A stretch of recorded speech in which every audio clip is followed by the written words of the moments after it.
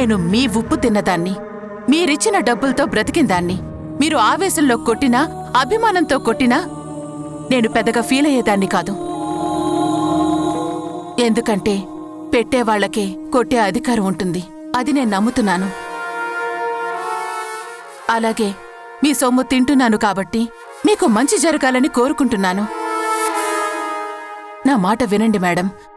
అనవసరంగా మీరు భరత్ బాబు మీద మనసు పడి చెయ్యకూడని తప్పులన్నీ చేస్తున్నారు. ఇప్పుడు ఏకంగా మరో ఆడదాని సంతోషాన్ని కూడా వెనక్కి తీసుకెళ్లిపోవాలని చూస్తున్నారు. ఇది మీకు మంచి చేయదు మేడం. మీరు భరత్ బాబు మీద మనసు పడ్డమన్న విషయం పక్కన పెడితే మీరు చాలా మంచివాడు మేడం.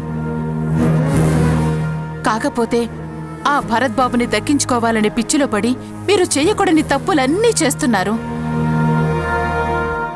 దీనివల్ల రేపు ఖచ్చితంగా మీకు అన్యాయమే జరుగుతుంది. ఆ రోజు మీరు ఒంటరిగా బాధపడాల్సొస్తుంది.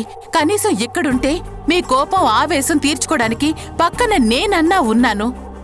మీరు ఫారెన్ వెళ్ళిపోయారంటే రేపొద్దున మీకు బాధ కలిగితే చెంప పగలగొట్టి మీ ఆవేశం తీర్చుకోవటానికి పక్కన నేను కూడా ఉండను మేడం. అందుకే చెప్తున్నాను, ఒక్కసారి ఆలోచించి నిర్ణయం తీసుకోండి మేడం. చూడు నీరజా, ఇప్పటికే నువ్వు చాలా మాట్లాడావు. నాకేం చెయ్యాలో నాకు బాగా తెలుసు. భరత్ కోసం ప్రాణాలైనా ఇవ్వాలి అనుకున్న దాన్ని, అవసరమైతే ఎంతమంది ప్రాణాలైనా తీయడానికి వెనకాడిన దాన్ని, అలాంటి దాన్ని వచ్చిన అవకాశాన్ని నేను పోగొట్టుకుంటానా చెప్పు? భరత్కి భార్యగా కొద్ది రోజులు బతికినా నాకు చాలు. జీవితాంతం ఆయనకి తోడుగా నేను, నాకు తోడుగా ఆయన ఉండాల్సిన అవసరం లేదు. బతికినంతకాలం నేను భరత్కి భార్యని అనే ఫీలింగ్ ఉంటే అది నాకు చాలు. నేను సంతోషంగా ఉంటాను.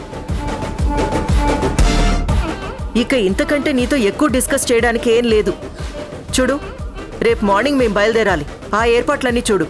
చెప్పింది అర్థమైందా?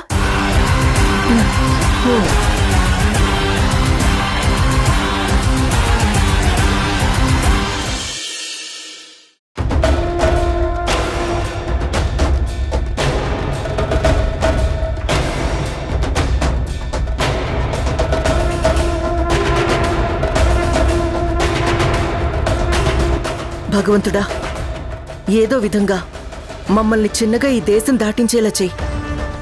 ఎలాంటి ఆపద రాకుండా చూడు. వన్స్ నేను భరత్ని తీసుకుని ఫ్లైట్ ఎక్కేశానంటే ఇక నా సమస్యలన్నీ తీరిపోయినట్టే. నువ్వే నాకు కాస్త ప్రొటెక్షన్ ఇవ్వాలి.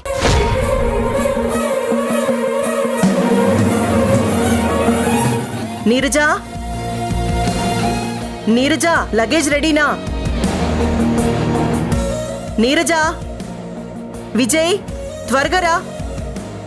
మేడం, ఇదిగోండి, అంతా రెడీయే.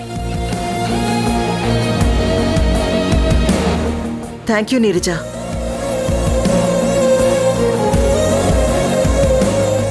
నీరజా, ఇదిగో ఈ డబ్బు నీ దగ్గరుంచుకో.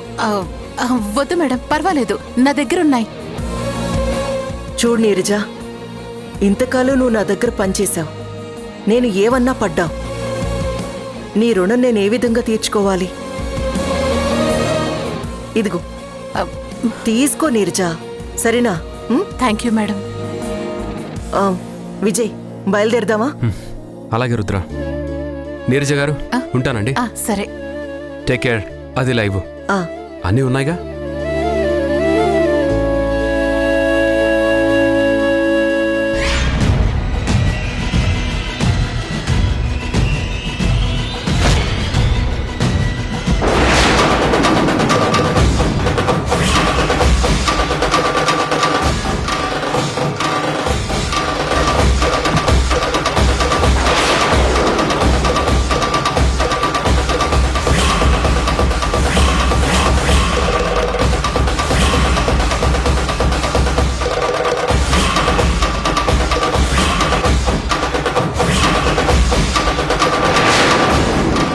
ఏయ్, మీరేంటిక్కడ? ఇక్కడికెందుకు వచ్చారు? ముందు బయటికి పోండి. మేం బయటికి వెళ్ళం కాదు, మీరెక్కడికి బయలుదేరారు? ఏ, నీకు చెప్పాలా? నీకు చెప్పాల్సిన అవసరం నాకు లేదు. నేను నా భర్త మా ఇష్టం వచ్చిన చోటికి వెళ్తాం. అది అడగడానికి నువ్వెవరు? నీ భర్త కాదు రుద్రాణి, ఆయన నా భర్త.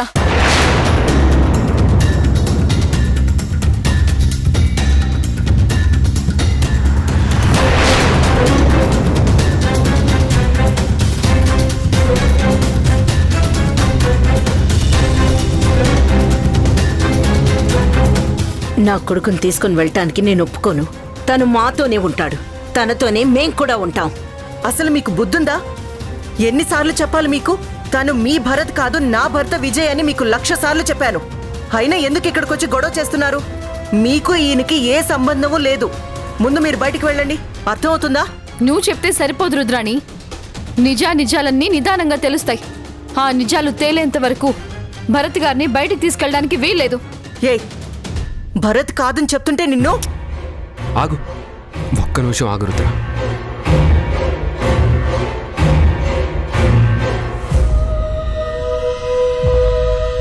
చూడండి, మీకింతకు ముందే చెప్పాను, ఇప్పుడు చెప్తున్నాను. నా పేరు విజయ్.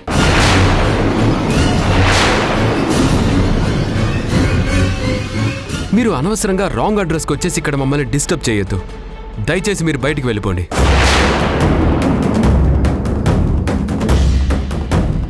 ఏమండి, మీ పేరు విజయ్ కాదు.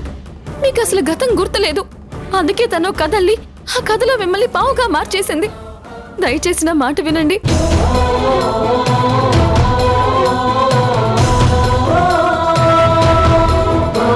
మీ పేరు భరత్. ఇదిగోండి, ఇవిడ మీ అమ్మగారు, ఇది మీ కూతురు, నేను మీ భార్యనండి. ఈ విషయాలన్నీ మీకు ఇప్పుడు కాకపోయినా తర్వాత అయినా నెమ్మదిగా అర్థమవుతాయి. కొంచెం ఓపిక పట్టండి, నా మాట వినండి. ఏంటండి మీరు? ఒకసారి చెప్తే మీకు అర్థం కాదా? మీ భర్త చనిపోయాడని చెప్పి అక్కడ సర్టిఫికేట్స్ ఉన్నాయి, పోస్ట్ మార్టం రిపోర్ట్ ఉంది, డెత్ సర్టిఫికేట్ ఉంది. దానికి మీరు ఒప్పుకున్నట్టుగా అన్ని డాక్యుమెంట్స్ ఉన్నాయి. అవన్నీ వదిలిపెట్టి ఇక్కడికొచ్చి నన్ను పట్టుకొని మీ భర్త అంటారేంటి? మీకు అసలు సెన్స్ ఉందా? ఇదిగో చూడండి, ఈ పాస్పోర్ట్లో నా ఫోటోతో సహా అన్ని క్లియర్గా ఉన్నాయి. ఆ విజయ్ చూడండి.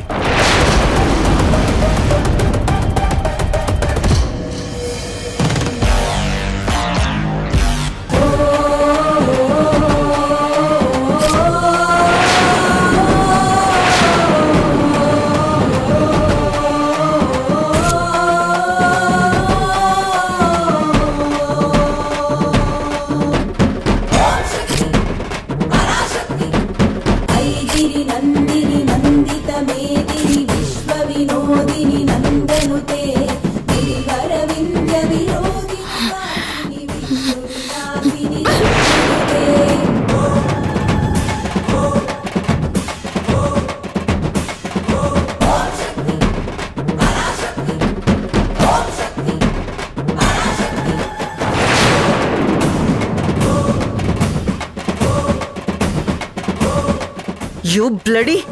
ఎంత పని చేసావే నిన్ను!